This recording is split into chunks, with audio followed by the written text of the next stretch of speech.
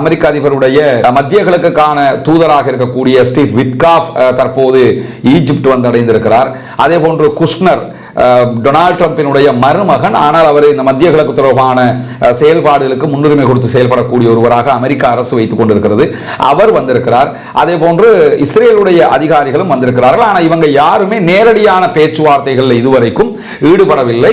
இன்றைக்கு தான் நேரடியான பேச்சுவார்த்தைகள் தொடர இருக்கின்றன. நேற்று அதே போன்று முந்தின நாள் ஞாயிற்றுக்கிழமையில இருந்து திங்கள் செவ்வாய் வரைக்குமே நடந்த பேச்சுவார்த்தைகள் எல்லாமே மறைமுக பேச்சுவார்த்தைகள். மறைமுக பேச்சுவார்த்தைகள்னா ஒரே கட்டடத்துக்குள்ளதான் பெரும்பாலும் இருப்பாங்க. ஆனா அவங்க ஒரு ரூம்ல இருப்பாங்க, இவங்க ஒரு ரூம்ல அப்படி இருப்பாங்க. இவங்க சொல்றதை கேட்டுக்கிட்டு நடுவர்கள் அந்த பக்கம் போய் பேசுவாங்க. அதே மாதிரி அவங்க சொல்றதை கேட்டுக்கிட்டு இந்த பக்கம் வந்து பேசுவாங்க. இது ஒரு விதமான மறைமுக பேச்சுவார்த்தை. 20 அம்ச தீர்மானத்தில் சில முக்கியமான தீர்மானங்களுக்கு இஸ்ரேலும் அதே போன்று பாலஸ்தீன விடுதலை அமைப்பினரும் ஒப்புக்கொண்டிருக்கிறார்கள் என்கிற செய்திகளும் தற்போது வரைக்கும் வெளியாகி இருக்கு. அது நேரடி பேச்சுவார்த்தைகளை சைன் பண்ணிட்டாங்கன்னு சொன்னா அசைன்மெண்ட் முடிஞ்சிருச்சுன்னு அர்த்தமாகிரும். அதே போன்று அல் ஜசீராவுக்கு பேசியிருக்கக்கூடிய பாலஸ்தீன் விடுதலை ராணுவத்தினுடைய ஒரு முக்கியமான பேச்சாளர், அவருடைய பெயரை அவர் குறிப்பிடவில்லை என்று அல் ஜசீரா சொல்லுகிறது. அவரும் என்ன சொல்றாருன்னா, 3 நாட்களாக சண்டே, மண்டே, டியூஸ்டே 3 நாட்களாக நாங்க பேசிக்கிட்டு இருக்கிறோம். இதுல நாங்க மெயினாக கவனம் செலுத்துறது என்னன்னா, இஸ்ரேலி போர்சஸ் வெளியேறுவது தொடர்பாகத்தான், இருக்கிற இடத்திலிருந்து எந்த எல்லைக்கு வர போவாங்கிறது தான் 3 நாளும் விரிவாக நாங்கள் பேசி இருக்கிறோம் என்று இதுவரைக்கும் நடக்கக்கூடிய சம்பவங்கள் அவரும் சொல்லி இருக்கிறாரு. இந்த இடத்துல இருக்கக்கூடிய மிகப்பெரிய ஒரு கன்ஃபியூஷன் என்னன்னு கேட்டா, காசாவில் யுத்த நிறுத்தம் வந்தால் காசாவை ஆள்வது யார்? ஏன்னா பாலஸ்தீன் விடுதலை அமைப்பு மிக தெளிவாக சொல்றாங்க, நாங்க ஆட்சியில பங்கெடுக்க மாட்டோம், ஆனா ஆட்சியை தீர்மானிக்கிறது நாங்க தாங்கிறாங்க. நீங்க மட்டும் தீர்மானிக்க முடியாது, வெளியாட்கள் வந்து ஆளக்கூடாது அப்படிங்கிறாங்க. அன்பிற்கினிய சகோதர சகோதரிகளை, நம் அனைவர் மீதும் ஏக இறைவனுடைய அமைதியும் கருணையும் உண்டாகட்டுமாக என்கிற பிரார்த்தனைகளோடு, பாலஸ்தீனத்தினுடைய யுத்தத்தை நிறுத்துவதற்கான முயற்சி பல பக்கங்களிலிருந்தும் கொஞ்சம் உச்சமாகவே நடைபெற்று வருவதை நம்ம அத்தனை பேரும் தொடர்ந்து பார்த்து வர்றோம். குறிப்பாக அரபு நாடுகள் சார்பாக கத்தர் முழுமையான முயற்சிகளை மேற்கொண்டு வருகிறது. இன்றைய தினம் இந்த வீடியோவை நம்ம ரெக்கார்ட் பண்ணுகிற இந்த தருணத்தில் கத்தருடைய பிரதமர் ஈஜிப்டுக்கு சென்றடைந்திருப்பார். அதே நேரத்தில் எகிப்தினுடைய டெலிகேஷன்ஸும் இதுல ரொம்ப முக்கியமான பங்குகளை வகித்துக் கொண்டிருக்கிறார். அதே நேரம் அமெரிக்காவும் எப்படியாவது இந்த யுத்த நிறுத்தத்தை கொண்டு வர வேண்டும் என்பதில் முழு முனைப்போடு செயல்படுவதை போன்ற செய்திகளை நம்ம பார்க்க முடிகிறது. ஆனால் இஸ்ரேலுடைய நிலைப்பாட்டை பொறுத்தவரையில் 2 விதமான நிலைப்பாடுகளை இஸ்ரேல் வைத்துக் கொண்டிருக்கிறது. ஒன்று, இஸ்ரேலுடைய ராணுவத்தை பொறுத்தவரையில் இந்த யுத்தத்தை முடிவுக்கு கொண்டு வரணுங்கிறது அவங்க தெளிவாக இருந்தாலும், இஸ்ரேலிய அரசாங்கத்தை பொறுத்தவரையில் யுத்தம் முடிந்துவிடக் கூடாது என்பதில் அவங்க தெளிவாக இருக்கிறதையும் நம்ம பார்க்க முடிகிறது. ஆனால் அமெரிக்கா உள்ளிட்ட நேச நாடுகள், அதே போன்று அரபு நாடுகள் இந்த யுத்தத்தை முடிச்சிடணுங்கிறதுல கவனமாக இருக்கிறதுனால பலவிதமான நெகிழ்வு போக்குகளையும் இந்த பேச்சுவார்த்தைகளை கடைபிடிக்கக்கூடிய காட்சிகளை நம்ம கொஞ்சம் உச்சமாக பார்க்க முடிகிறது. குறிப்பாக அமெரிக்க அதிபர் டொனால்ட் ட்ரம்பினுடைய 20 அம்ச தீர்மானத்தை பொறுத்தவரையில இதை நீங்க ஏத்துக்கிறன்னு மறுபேச்சு பேசக்கூடாது என்று சொன்னவர் தற்போது முழுமையான பேச்சுவார்த்தைகளுக்கு தயாராக இருக்கிறார் என்கிற செய்திகளை நம்ம பார்க்கிறோம். குறிப்பாக அமெரிக்க அதிபருடைய மத்திய கிழக்குக்கான தூதராக இருக்கக்கூடிய ஸ்டீவ் விட்காஃப் தற்போது ஈஜிப்ட் வந்தடைந்திருக்கிறார். அதே போன்று குஷ்னர் டொனால்ட் ட்ரம்பினுடைய மருமகன், ஆனால் அவர் இந்த மத்திய கிழக்கு தொடர்பான செயல்பாடுகளுக்கு முன்னுரிமை கொடுத்து செயல்படக்கூடிய ஒருவராக அமெரிக்க அரசு வைத்துக் கொண்டிருக்கிறது. அவர் வந்திருக்கிறார். அதே போன்று இஸ்ரேலுடைய அதிகாரிகளும் வந்திருக்கிறார்கள். ஆனால் இவங்க யாருமே நேரடியான பேச்சுவார்த்தைகள் இதுவரைக்கும் ஈடுபடவில்லை.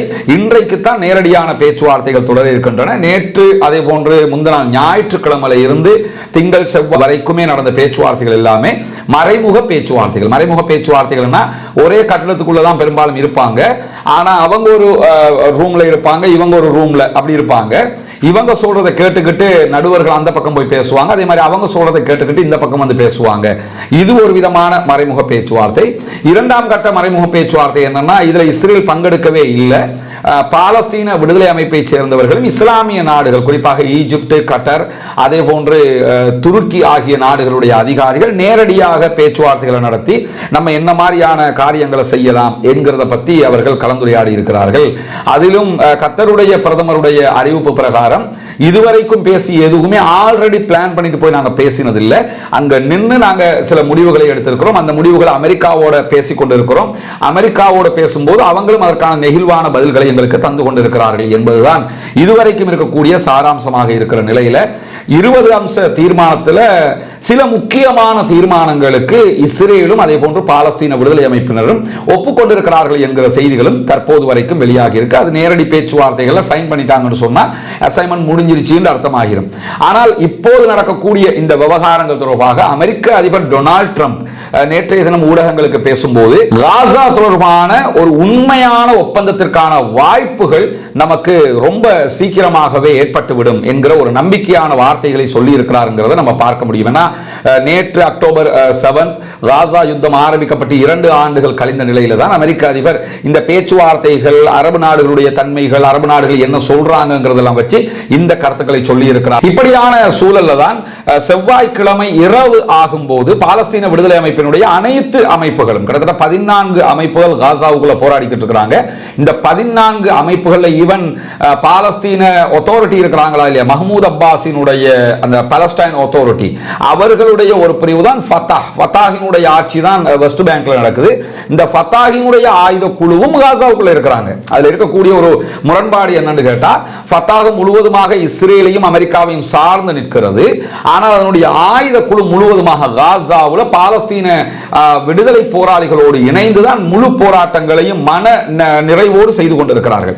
இப்படி 14 அமைப்புகள் காசாவுக்குள்ள இருக்கிறாங்க. இந்த 14 அமைப்புகளும் ஒரு தீர்மானத்தை நேற்றைய தினம் வெளியிட்டிருந்தாங்க. அந்த தீர்மானத்தில் பாலஸ்தீன விடுதலை அமைப்பினுடைய ஆயுதங்களை விட்டுக் கொடுப்பதற்கோ அல்லது விட்டுக் கொடுக்க சொல்வதற்கோ வெளிநபர்கள் யாருக்கும் எந்த அதிகாரமும் இல்லை. அதை நாங்க தான் தீர்மானிக்கணும். எங்க நாட்டினுடைய சேஃப்டிக்காக நாங்க வச்சு கொண்டிருக்கக்கூடிய ஒண்ணு அது. அதை நீங்கள் நிராயுதபாணியாக்குவதற்கு கோரிக்கை வைக்க முடியாது என்று சொல்லியிருக்கிறார்கள். அமெரிக்காவினுடைய குறிப்பாக டொனால்ட் ட்ரம்பினுடைய 20 அம்ச தீர்மானங்களிலேயே முக்கியமான தீர்மானமே காசாவுல பாலஸ்டைன் போர்சஸ் ஆயுதங்களை கீழே வைக்கணும்ங்கிறது தான். அதை தொடர்ந்து இஸ்ரேலிய பிரதமர் பெஞ்சமின் நெத்தன்யாஹு இந்த 2 ஆண்டுகள் நிறைவு தொடர்பாக பேசிய உரையில அவரும் என்ன சொல்றாருன்னா, பாலஸ்டைன் போர்சஸ் ஆட்சியில பங்கெடுக்க கூடாது, அதே போன்ற ஆயுதங்களை கீழே வைக்கணும். இந்த 2 தான் எங்களுடைய கோரிக்கை.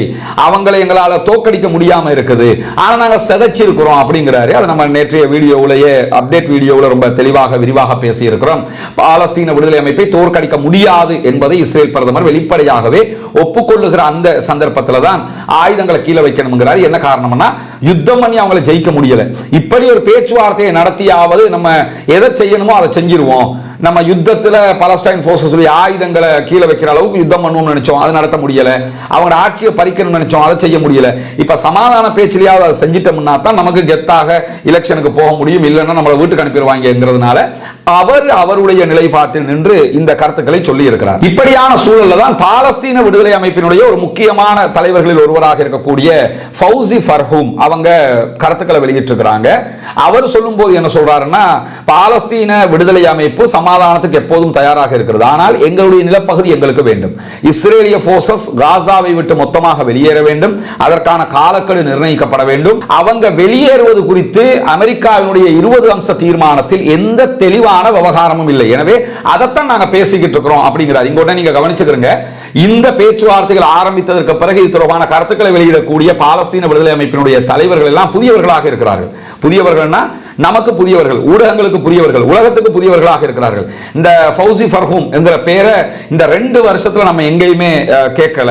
அதே போன்று மூசா அவர்களுடைய பேரை 2 ஆண்டுகள் எங்கேயுமே கேட்கல. எனவே பாலஸ்தீன விடுதலை அமைப்புல நம்ம கண்ணுக்கு தெரிகிற ஆட்கள் மட்டுமல்ல, அவர்களை தாண்டிய பல தலைவர்கள் இருக்கிறார்கள் என்பதையும் இதுல நம்ம புரிந்து கொள்ள முடிகிறது. அதே போன்று அல் ஜசீராவுக்கு பேசியிருக்கக்கூடிய பாலஸ்டைன் விடுதலை ராணுவத்தினுடைய ஒரு முக்கியமான பேச்சாளர், அவருடைய பெயரை அவர் குறிப்பிடவில்லை என்று அல் ஜசீரா சொல்லுகிறது. அவரும் என்ன சொல்றாருன்னா, 3 நாட்களாக சண்டே, மண்டே, டியூஸ்டே 3 நாட்களாக நாங்க பேசிக்கிட்டு இருக்கிறோம். இதுல நாங்க மெயினாக கவனம் செலுத்துறது என்னன்னா, இஸ்ரேலி போர்சஸ் வெளியேறுவது தொடர்பாகத்தான், இருக்கிற இடத்திலிருந்து எந்த எல்லைக்கு வர போவாங்கிறது தான் 3 நாளும் விரிவாக நாங்கள் பேசி இருக்கிறோம் என்று இதுவரைக்கும் நடக்கக்கூடிய சம்பவங்கள் அவரும் சொல்லி இருக்கிறாரு. இதுல பாலஸ்தீன விடுதலை அமைப்பினர் இஸ்ரேலுடைய பணைய கைதிகளை விடுதலை செய்வார்கள். கடைசி ஒரு நபரை அவர்கள் விடுதலை செய்வதற்கு முன்பதாக இஸ்ரேல் என்ன செய்யணும்னா, ஒப்பந்த பிரகாரம் எங்க பின்வாங்கணுமோ அந்த அளவுக்கு பின்வாங்கிடணும்.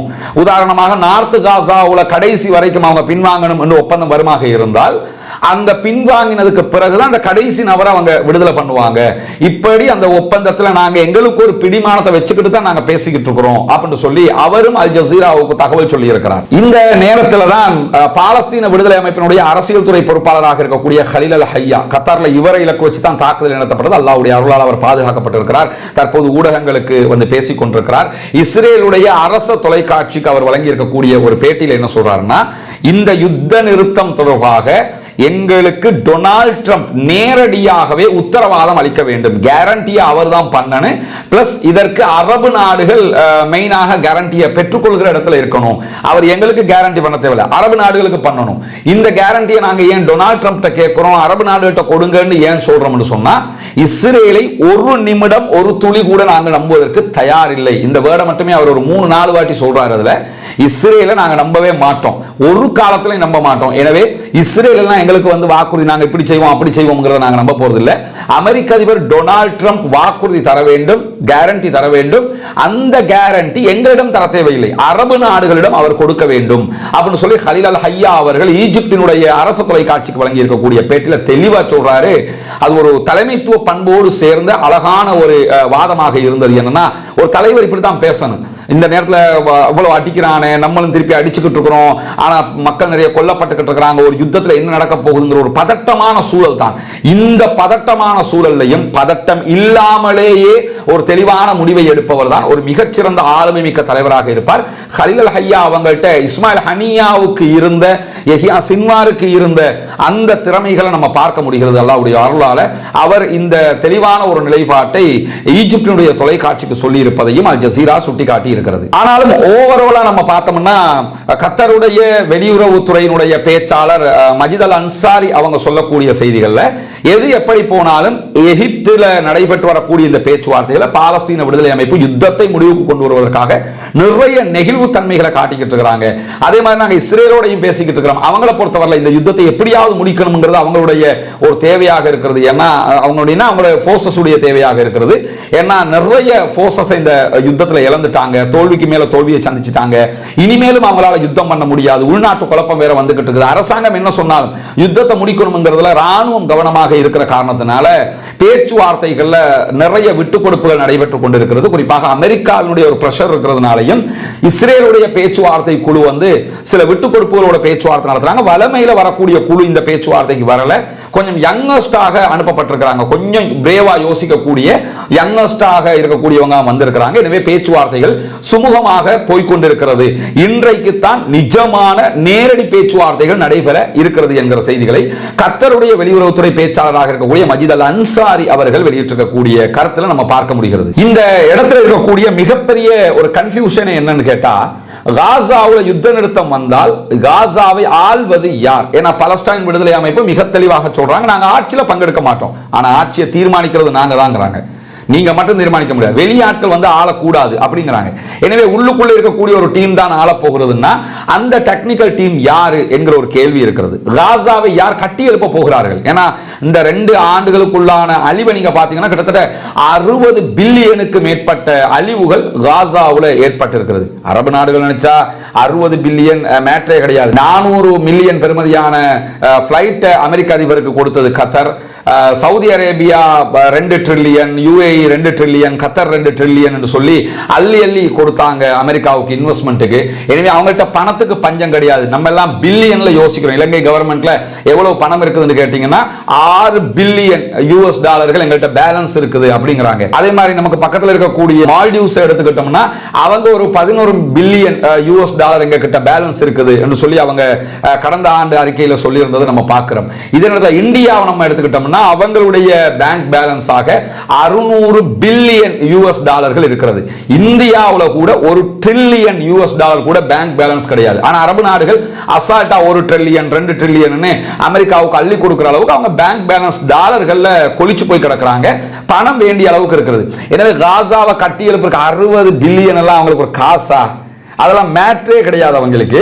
அப்படி இருந்தும் காசாவினுடைய ஆட்சியாளர்கள் யார், காசாவை கட்டி எழுப்ப போகிறவர்கள் யார், காசாவுக்கு யார் யார் பணம் தருவாங்க, அந்த பணத்தை யார் நிர்வகிப்பாங்க, உள்ள கன்ஸ்ட்ரக்ஷன் வேலைகளை யார் பண்ணுவாங்க என்கிற கேள்விகளும் தொக்கி நின்று கொண்டிருக்கின்றன. அந்த கேள்விகளுக்கான பதில்களும் இந்த பேச்சுவார்த்தையில் முடிவாக்கப்பட வேண்டும். இல்லைன்னு சொன்னா காசாவுல சமாதானம் வந்ததுக்கு பிறகு அடுத்த அப்டேட் என்ன என்று அவங்க பட்டினிலேயே சாகிற ஒரு நிலை உண்டாகிவிடும். அல்லாஹ் பாதுகாக்க வேண்டும். அப்படியான நிலைகள் ஏற்படாமல் இருக்கிற பேச்சுவார்த்தைகளிலும் தாங்கள் ஈடுபட இருக்கிறோம் என்பதை பாலஸ்தீன விடுதலை அமைப்பினர் மிக தெளிவாக சொல்லியிருக்கிறார்கள். இங்க இருக்கக்கூடிய கண்ட்ரவர்ஷியலை என்னன்னு கேட்டாங்க, நம்ம காசாவுல சமாதானம் வரணும்னு எல்லாருமே எதிர்பார்க்கிறோம். வரணும், வந்ததுக்கு பிறகு காசாவை ஆள்றது யாருன்னா ஒரு சமூகத்தை வெளிநாட்டில் இருந்து வருகிற ஒரு சமூகம் ஆள முடியுமா? அவங்க ஆளணும்னு ஆயிடுச்சுன்னு சொன்னாலே எல்லா விவகாரமும் சுமூகமாக முடிந்துவிடும் என்பதுதான் அழகான ஒரு நேர்த்தியான பார்வையாக இருக்க முடியும். ஆனாலும் பாலஸ்தீன விடுதலை அமைப்பு மிக தெளிவாக சொல்றாங்க, தேசிய அரசாங்கம் அமைக்கப்பட வேண்டும், அந்த தேசிய அரசாங்கம் எங்களுடைய பங்களிப்பில் உருவாக்கப்பட வேண்டும், ஆனால் நாங்கள் அதுல பங்காளிகளாக இருக்க மாட்டோம் என்பதில் தெளிவாக இருக்கிறாங்க. பொறுத்திருந்து பார்ப்போம் என்னவெல்லாம் நடக்கிறது என்பதை. பேச்சுவார்த்தைகள் இப்படித்தான் இதுவரைக்கும் போயிருக்கிறது. ரொம்ப சக்சஸாக பேச்சுவார்த்தைகள் போய்கொண்டிருக்கிறது. ஆயுதங்களை கீழே வைக்க மாட்டோம் என்பதில் பாலஸ்தீன விடுதலை அமைப்பினர் ரொம்ப தெளிவாக இருக்கிறார்கள். ஆயுதங்களை கீழே வச்சுட்டாலே அதுக்கு பிறகு பாலஸ்தீன்ல எந்த அநியாயத்தையும் எவனும் செஞ்சிடலாம் என்று அர்த்தமாயிரும். அதனால அவங்க அதுல தெளிவாக இருக்கிறாங்க. எனவே பேச்சுவார்த்தைகள் ரொம்ப வெற்றிகரமாக நடைபெற்று பாலஸ்தீனத்தில் யுத்த நிறுத்தம் ஏற்பட வேண்டும் என்பதற்கு ஏக இறைவனிடம் தொடர்ந்து பிரார்த்தனை செய்வோமாக என்கிற கோரிக்கைகளோடு பாலஸ்தீனம் வெற்றி பெற வேண்டும், பாலஸ்தீனம் சுதந்திரம் அடைய வேண்டும், பாலஸ்தீன மக்களும் நம்மை போன்ற நிம்மதியானவர்களாக மாற வேண்டும், வாழ வேண்டும் என்கிற துஆக்களோடு பாலஸ்தீன மக்களுக்காக தொடர்ந்து ஜனநாயக ரீதியாக குரல் எழுப்புவதோடு